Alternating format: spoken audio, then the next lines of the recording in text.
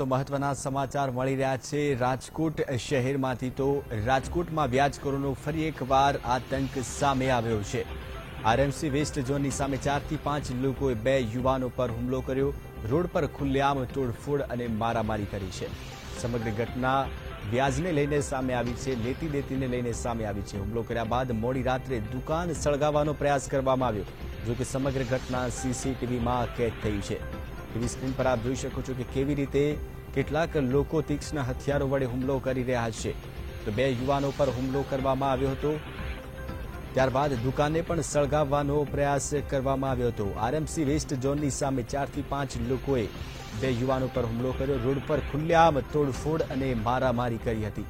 સમગ્ર ઘટના સીસીટીવીમાં કેદ થઈ ગઈ છે। હુમલો કર્યા બાદ મોડી રાત્રે દુકાનને સળગાવવાનો પ્રયાસ કરવામાં આવ્યો હતો।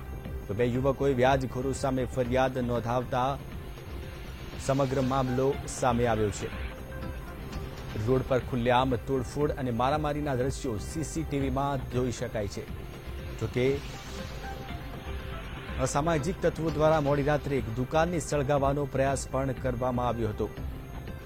તો કેટલાક શખ્સો તીક્ષ્ણ હથિયારો વડે મારામારી કરી રહ્યા છે, સીસીટીવીમાં જોઈ શકાય છે।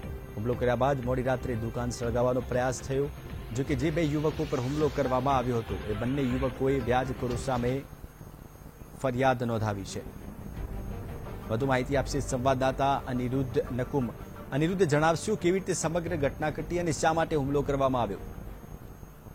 ખાસ કરીને વાત કરવામાં રાજકોટમાં વ્યાજખોરોનો ત્રાસ વધતો રહે છે। 2 દિવસથી દરેક યુવાનો એક આપઘાતનો પણ પ્રયાસ કરી રહ્યા છે। ત્યારે આજે જે વિડીયો આવ્યો છે સામે, તે એક શરમનાક વિડીયો કહેવામાં આવી રહ્યો છે કે વ્યાજખોરોનો એક જ જે પૈસા લેવાના છે તેને એક તોડફોડ કરવામાં આવી રહી છે અને તમે જુઓ છો કે લોકો અને કેવી રીતે સળગાવવાનો પણ પ્રયત્નો કરી રહ્યા છે કે રાજકોટની અંદર જે વ્યાજખોરોનો આતંક છે, આતંક મચાવી અને પોલીસ કોઈ પણ પ્રકારની કામગીરી નથી કરી રહી। જી અનિરુદ્ધ, જે રીતે સમગ્ર ઘટના બની છે, સીસીટીવીમાં દ્રશ્યો ક્યાં ત્યાં છે, પોલીસ દ્વારા અત્યાર સુધીમાં કેવી કામગીરી કરવામાં આવી છે?